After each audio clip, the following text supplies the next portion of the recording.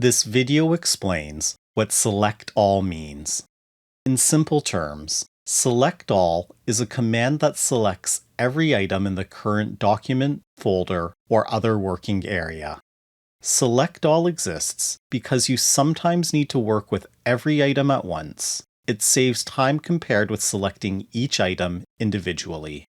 Select all is not the same as selecting a single item. It does not permanently change your document or files. It does not make a copy of anything by itself. You do not need to memorize this. You only need to recognize when every item in the current area becomes selected at the same time. You usually see select all in documents, folders, spreadsheets, and other places where multiple items can be selected together.